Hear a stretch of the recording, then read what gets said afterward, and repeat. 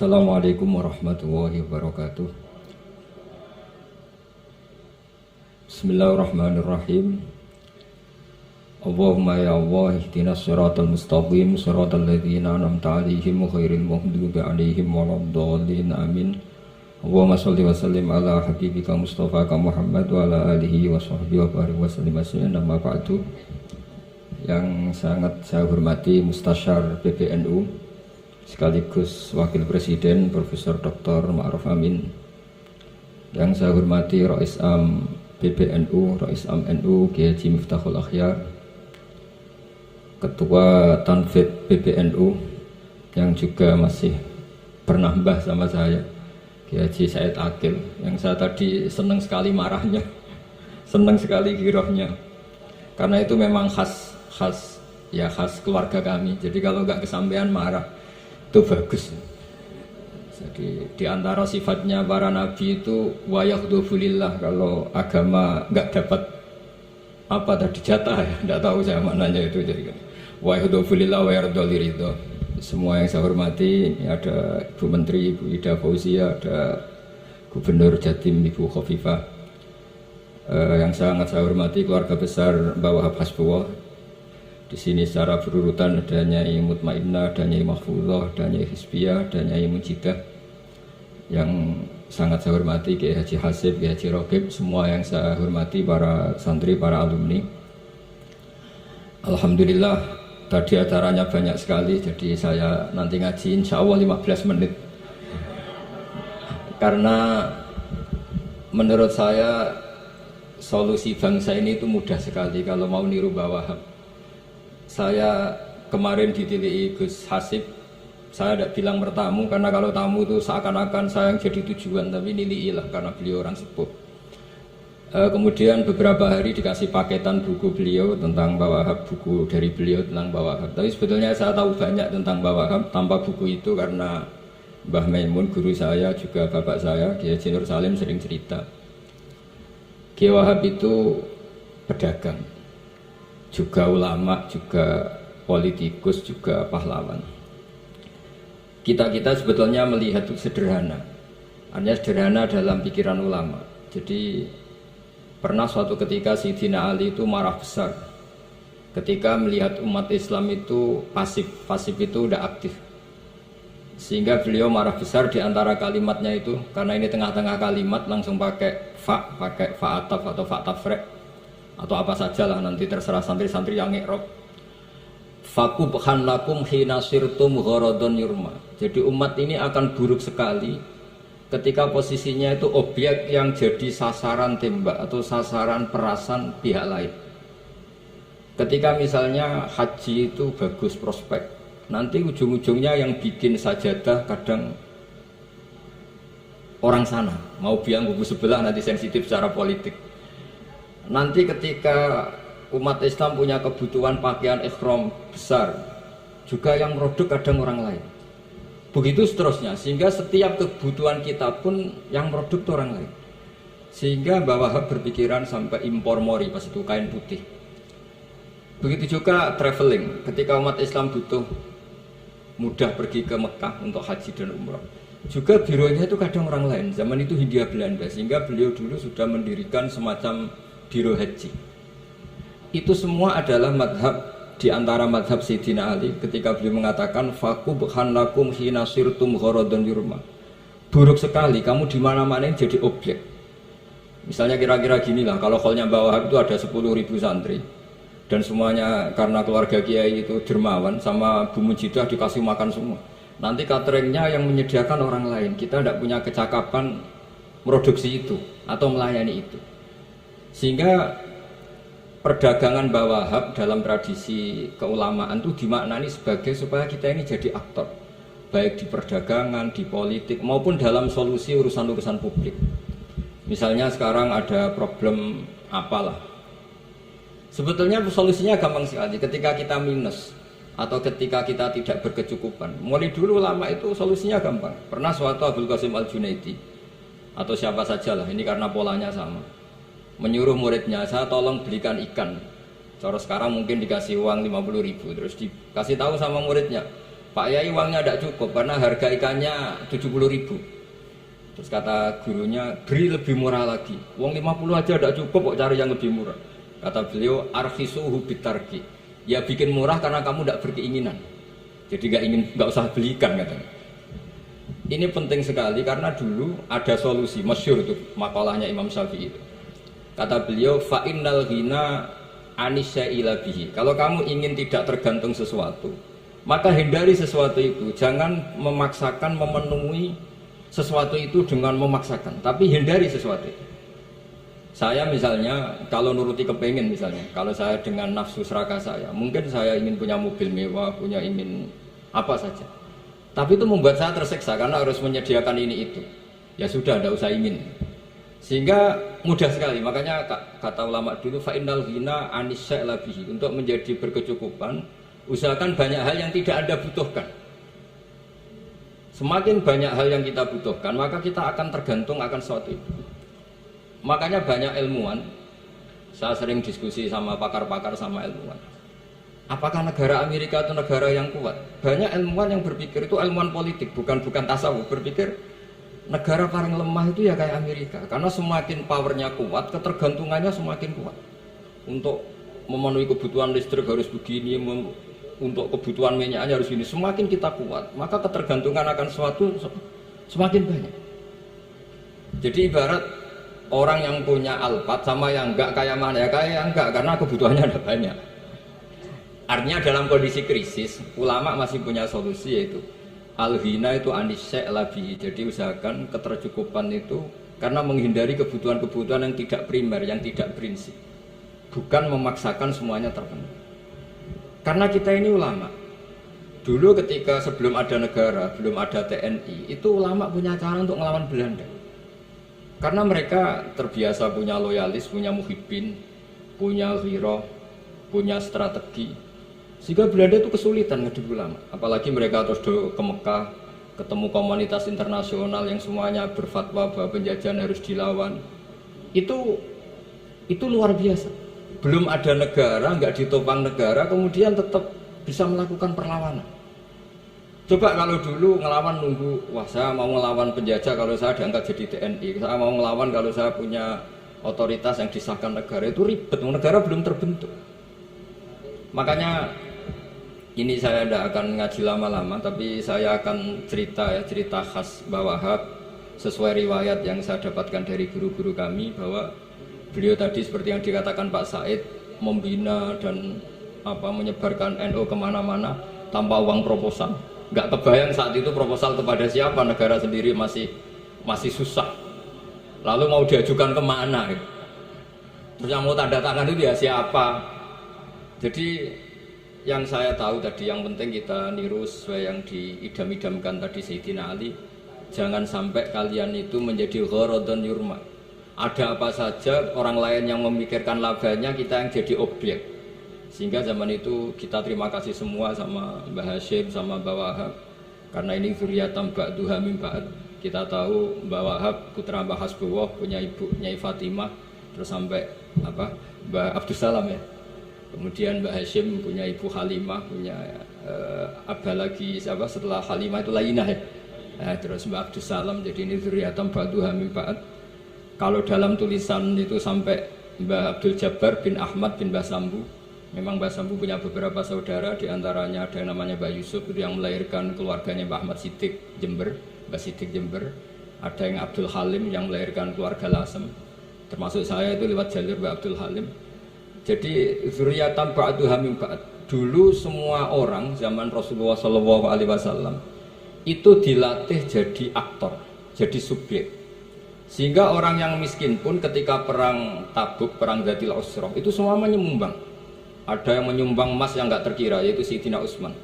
Ada yang cerita, ya Rasulullah saat tadi malam buruh dan punya beras hanya 2 kilo, yang 1 kilo saya sumbangkan jenengan, yang 1 kilo saya pakai untuk keluarga kami. Sekarang logikanya sederhana, kalau orang miskin 3.000, pas itu anggap saja pasukannya misalnya 3.000 nyumbang beras 1 kilo, itu artinya terdapat 3.000 kilo beras. Artinya apa? Orang Islam yang miskin membiayai dirinya sendiri untuk makan. Dan mereka adalah aktor heroik. Tapi kalau misalnya ini orang-orang miskin ini tidak mau urun rembuk, kemudian menjadi beban negara, maka yang harusnya dipakai senjata, dipakai beli sembako. Dulu zaman Nabi meskipun orang itu miskin, itu semuanya bersifat heroik. Sehingga perang Dhatul Usra itu perang paling dikenang Al-Quran. Nah, efek dari ingin memberi adalah tidak tamak. Makanya kalau dalam kitab tasawuf, itu orang pikir itu gak dikritik. Yang dikritik orang tomak. Karena orang menvonis orang lain kikir itu pasti karena berkeinginan mendapat. Kalau tidak berkeinginan mendapat, maka orang lain tidak akan kamu vonis sebagai kikir. Andai kan kita semua ingin memberi sumbangan kepada Indonesia, maka kita tidak akan menvonis pemerintahan kita tidak becus ngurmat kita. Meskipun pemerintah tentu berkewajiban ngurmat orang-orang miskin itu tentu.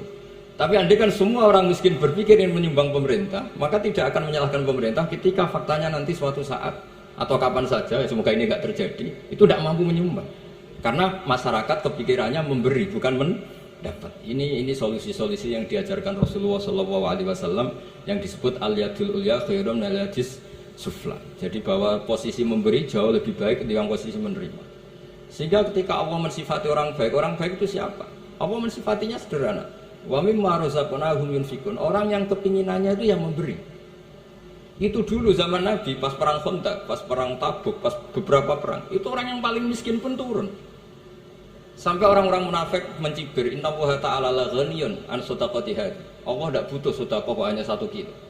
Tapi coba efeknya dari sedekah 1 kilo itu tadi, misalnya orang miskin yang perang 3.000, itu semuanya memakan uangnya sendiri setidaknya nggak jadi beban negara. Terus mentalnya itu patriotik. Dari mental patriotik itu ketemu Belanda kayak apa, mereka bisa makan apa saja. Mulai ares gedang, mulai apa saja, yang penting halal. Karena mentalnya dari awal heroik. Tapi andai kan mereka mentalnya tomak, mungkin sudah mati. Karena, wah nunggu negara ngasih makan, proposal dulu, sudah mati. Tapi orang dulu enggak, karena heroik inginnya memberi sehingga bisa mendapatkan solusinya sendiri. Ini solusi yang saya tawarkan sebetulnya ini Mudawwan, artinya Mudawwan itu ada di beberapa kitab, lihat di beberapa tafsir istilah perang Dhatul Usra, perang Tabuk atau perang apa saja itu memang zaman itu susah sekali. Itu menjadi solusi utama adalah setiap orang ingin bermental patriotik. Nah, kalau sudah orang bermental patriotik itu gampang, ukur apa saja itu gampang. Karena tadi dari 3.000 atau 1.000 atau apa saja pasukan, sampai ada yang urun tadi beras 1 kilo. Tapi 1 kilo itu menjadi satu watak, satu karakter bahwa bangsa ini inginnya memberi sama negara, sehingga negara ini mudah merdeka. Coba kalau semua orang miskin zaman itu bermental ingin mendapat, ribut proposal, nyalakan ini, nggak didata miskin tersinggung, kan capek. Jadi ini memang zaman akhir ya, agak aneh, orang nggak didata miskin itu tersinggung. Kalau besanan nyari yang kaya, tapi kalau ada sumbangan nyari sebagai yang miskin. Jadi kalau tanya solusi khas ulama, kita belajar dari perang Dhatul Usra. Itu orang yang miskin semuanya urun. Nah barokahnya urun itu kemudian mereka bermental patriotik. Barokahnya patriotik, yang kaya, yang miskin, yang pinter semuanya berkontribusi untuk menyumbang negara. Akhirnya negara ini bisa merdeka sebelum terbentuk TNI, sebelum terbentuk Polri. Karena tadi keinginan memberi, keinginan patriotik. Sehingga cerita buyut-buyut saya ketika Belanda atau apa Jepang, itu yang dicari di geladak saya itu ya kitab. Karena kitab ini dianggap sumber inspirasi mereka melawan Belanda. Dulu kita tahu masyarakat kita itu kalau ngerti Belanda itu dipanggil Doro, wis penjajah jadi diundang Doro. Itu kan terlalu dulu. Sehingga orang Arab itu kadang agak dengan tanda kutip mencibir kita. Kalau bahasakan negara jajahan itu mustakmarin. Negara yang perlu rame karena cara berpikir masih terbelakang. Wong penjajah kok dipanggil Doro. Terus ketika beberapa kiai melihat Belanda baik karena di alun-alun dikasih masjid gini-gini, sudah tidak berotak karena anggap Hindia Belanda itu baik. Baru ketika era beberapa ulama, ada Mbah Hashim, ada Mbah Hasbuh, tadi kata beliau Dwi Tunggal tadi, terus ada fatwa resolusi jihad, sehingga mereka baru sadar bahwa Belanda itu ancaman. Kayak apa pentingnya ilmu, kayak apa pentingnya fikih. Karena di fikih jelas jihad untuk melawan penjajah itu fardu kifayah. Tapi jika musuh kadung ada di kita, maka itu fardu ain. Tidak lagi ada prasyarat harus lelaki, harus merdeka, enggak, perempuan pun harus terlibat. Sehingga kita punya pahlawan kayak Cuk Nyadin, beberapa daerah Kartini. Itu ada di khazanah kitab-kitab fikih kita. Jadi kita tidak pernah kehilangan khazanah untuk menjawab muskilatus zaman, untuk menjawab problem-problem zaman. Tapi yang penting kita selalu ngaji, selalu belajar. Saya adalah orang yang sebetulnya tidak pernah ingin terkenal karena saya itu suka belajar. Cuma saya bikin pengecualian, mau diundang kalau pernah sepuh. Ternyata yang pernah sepuh itu banyak. Ini agak musibah bagi saya karena harusnya kiai itu ya dihormati, tapi gara-gara kalah sepuh digawe kongkonan. Saya ini kemana-mana digawe kongkonan. Jadi gayanya nasihati, tapi aslinya diperintah. Jadi tidak ada kerennya sama sekali. Saya di mana-mana posisinya al-makmur, diperintah. Tapi saya senang karena ilmu itu butuh konsensus. Andai kan saya tidak pernah ngaji di depan Mbah Mun, di depan bapak, di depan guru-guru, maka mungkin saya tidak pede atas bacaan yang saya baca. Karena saya tidak tahu ini benar apa enggak. Jika masyhur dalam guyonan santri, ada orang tidak baca-baca kitab, cari kamus sampai mati tidak ketemu, karena dia bacanya lam tardiman.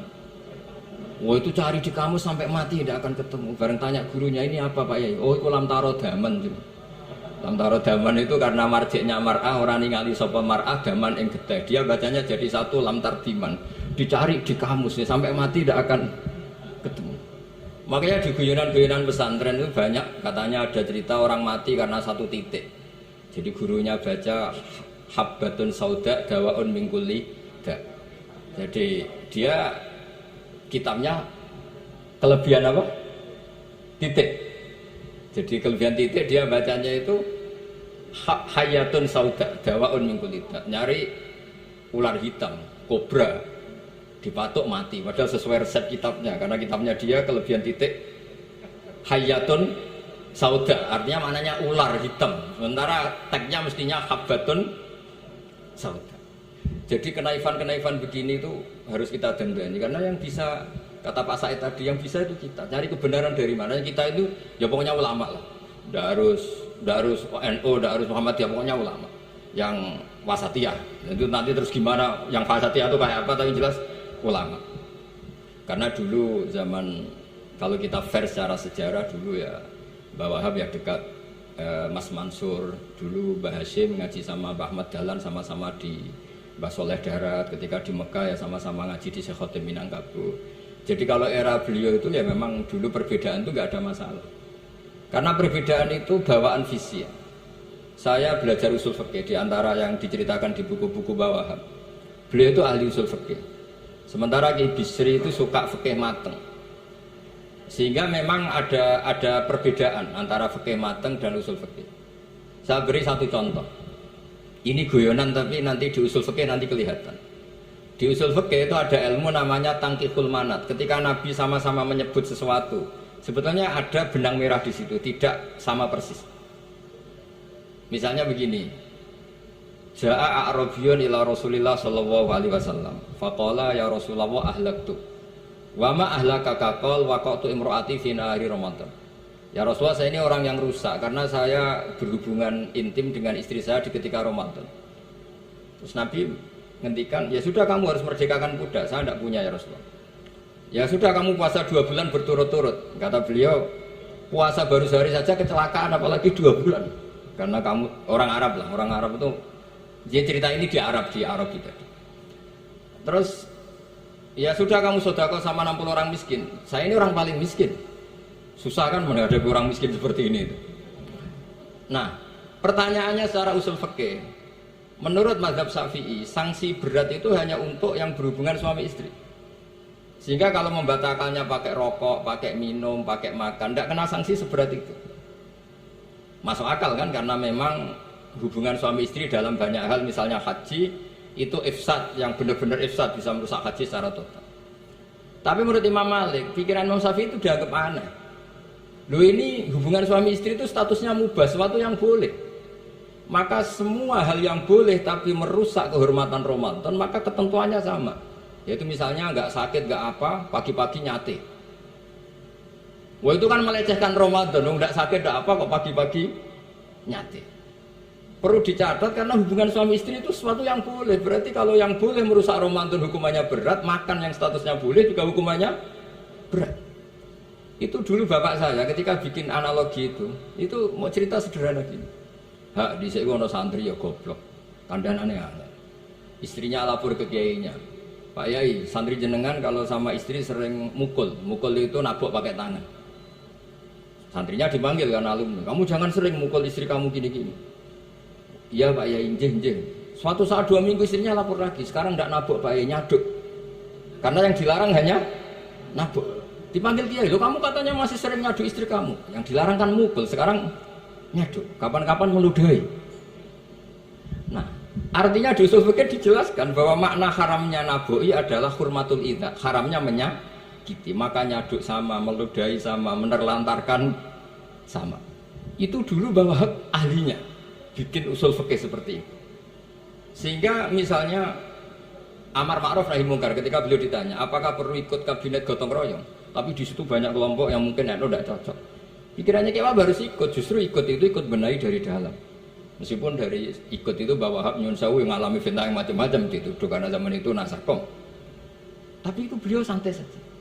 Tapi zaman itu memang itu sah karena zaman itu belum dibubarkan. Jadi yang dialami bahwa ini luar biasa. Semuanya harus jadi pelajaran bagi kita. Makanya jangan pernah meninggalkan ilmu yang bernama usul fikih, karena fikih yang mateng itu cara basa Jawa ini akan kehilangan stok teks. Misalnya Nabi sedekah pakai kurma atau pakai apa makanan pokok. Itu hadisnya itu kurma, sama Imam Syafi'i digenti kutu ahli baladi, yaitu makanan pokok dari negara. Sehingga kita tidak bisa mentang-mentang Nabi sedekahnya pakai kurma terus kita orang miskin kita kasih kurma. Bisa linu tuh nih kalau makan kurma orang Indonesia itu. Karena yang penting itu kutu ahli balad bukan kurma. Bukan mentang-mentang Nabi sholat di Mekah Medina, kalau ingin persis sunnah Rasul, sholatnya harus di Mekah Medina. Kalau di Indonesia Nabi tidak pernah sholat di Indonesia. Sunnah Rasul sholatnya di Mekah Medina, bisa tidak ada orang sholat kalau gitu. Jadi ada ilmu yang namanya tangkihul manat, yang harus ditiru itu sisi mana? Nah dalam konteks Arabi tadi terus kemudian ada dibuang, Ja'a Arabion, kata Arabi itu dibuang. Datang orang Bedui, orang kota pun kalau punya kesalahan yang sama hukumannya juga sama, maka kata Arabi dibuang. Nah, menurut Imam Malik, kata jima hubungan suami istri juga dibuang, digenti membatalkan puasa dengan apa saja yang tanpa uzur syarat. Jadi ini kealiman kiai-kiai Indonesia dulu itu, misalnya kentong, dulu meskipun ada yang bilang bid'ah, kentong itu bid'ah karena mirip orang Nasrani. Orang Nasrani itu bentuk kentongnya di kelenteng itu tidak seperti kentong kita. Adat Indonesia kalau pos kampleng ada maling, ada banjir pakai kentong. Jadi adatnya memanggil itu pakai kentong. Makanya kiai dulu, ini mirip orang Nasrani, enggak mirip pos kampleng katanya. Padahal jelas ya, menurut hadis sahih jelas ketika ada sahabat usulnya Rasulullah bikin kentong, wah jangan nakus itu nanti kayak Nasrani. Bikin bok itu trompet, jangan nanti mirip orang Yahudi. Ya dengan api ya Rasulullah, jangan nanti mirip Majusi. Datang sahabat tergesa-gesa, beliau mimpi kalau diajarin azan. Azan itu maknanya al-ilam, memberi maklumat waktu sholat. Akhirnya ada azan. Kemudian ulama Indonesia dulu Mbah Hashim sama Kiai Fakih Mas Kemambang, yang satu anti kentong, yang satu pro kentong. Itu dulu ya saling menghormati, nggak masalah. Karena fikih itu sekali khilaf itu mirip-mirip. Tadi Pak saya Takil nyinggung Palestina. Saya pernah ke Palestina. Itu banyak ulama Mesir yang mengharamkan orang datang ke Yerusalem, ke Masjid Aqsa. Karena mau tidak mau harus dapat visa Israel, berarti ngaku eksistensi Israel. Karena dianggap mengaku eksistensi Israel maka hukumnya haram. Tapi saya pernah ketemu Imam Masjid Aqsa. Beliau bilang begini, Pak Bahak, kalau orang Islam dari seluruh dunia tidak datang ke kami, maka eksistensi kami dianggap diabaikan oleh komunitas internasional. Dan itu dengan mudahnya Israel mencaplok kita. Sehingga separuh ulama Mesir juga mewajibkan yang mampu harus ke sana. Dengan cara itu Aqsa aman karena masih diperhatikan ulama atau komunitas internasional. Yang satu cara pandang ke sana berarti ngaku eksistensi Israel karena ada visa Israel. Yang satu bilang harus ke sana, dengan itu eksistensi Masjid Aqsa terjaga karena masih diperhatikan ulama atau komunitas Jadi di mana-mana khilaf itu ya seperti itu. Tapi alhamdulillah di kita itu khilaf itu biasa. Sehingga zaman kita mondok, saya itu pernah pengalaman buruk sekali saya ketika jadi Rois Musyawarah Fatul Mu'in. Itu ada pertanyaan gini Gus Hasib. Saya tanya gini sama orang, Gus, soft paling utama itu yang nomor berapa? Nomor 1 kata saya. Yang kedua, yang soft berikutnya, iya yang berikutnya. Kalau sudah tahu soft terbaik itu yang nomor 1, kenapa masjid gak dipakai memanjang selatan utara? Biar semuanya nomor 1. Selagi masjid itu memanjang barat timur, pasti ada soft 1, 2, 3. Itu kan kurang ajar betul. Jadi supaya orang soft 1 semua ya tinggal desain masjidnya, yaitu memanjang utara selatan. Selagi masih memanjang barat timur, pasti soft 2, 3. Terus saya kebalik tanya, lalu setelah begitu yang paling abdul siapa? Yang sisi kanannya imam. Ya sudah, imamnya dipojokkan pol selatan, biar semuanya dari pol kanan. Nanti ada masalah lagi, yang paling abdul siapa? Yang paling dekat imam. Wis kono kerubuti imam kan gitu. Jadi kalau nuruti fikih itu ya memang ilmu logika. Sehingga banyak orang jadi wali itu dari hasil ijtihadnya. Ada orang jadi wali karena sering sholat di safafat. Tapi ada wali pesaingnya justru jadi wali karena kalau sholat di belakang. Tapi tetap wali. Suatu saat dua wali ini ketemu. Loh, kamu kok wali padahal kalau sholat paling belakang. Saya itu malu sama Allah. Kok kayak sok suci ya kok ngarep gitu. Jadi wali karena adab, bukan karena males loh. Saya itu gak pede, saya saja kok sholat di depan. Maksudnya kok kepedean itu. Tapi tentu secara saya tetap baik yang di depan. Ini saya bukan bela yang, kenapa saya cerita bela yang belakang, karena yang bela jarang gitu, makanya saya. Dan kebetulan saya kalau sholat ya sering di soft belakang. Tapi ini saya cerita betapa logika fikih itu khazanahnya banyak dan luas. Dan kita bicara usul fikih itu biasa. Kita belajar sama beberapa ulama. Saya berkali-kali cerita di mana-mana. Muhammad bin Hasan Asyibani itu mewajibkan ulama kaya, dan beliau kalau ngitung duit itu di kamar tamu, di ruang tamu. Sehingga santri itu kepikiran nyalami template. Kan cara orang Jawa kan meliti ngitung duit kok di ruang tamu. Tapi ternyata alasannya beliau masuk akal. Dan santri roh nak kiai ini di duit, jadi tidak perlu kepikiran nyumbang gula. Ya masuk akal. Tapi yang nyimpen duit ya masuk akal. Duit pasti pamer-pamer. Tapi yang pamer dia monggo, nak niati ben wong liya ndak perlu berempati, nggak perlu sakit. Jika nggak butuh didata dapat BLT, mereka duit tidak kok. Ya itu semuanya istiadat. Assalamualaikum warahmatullahi wabarakatuh.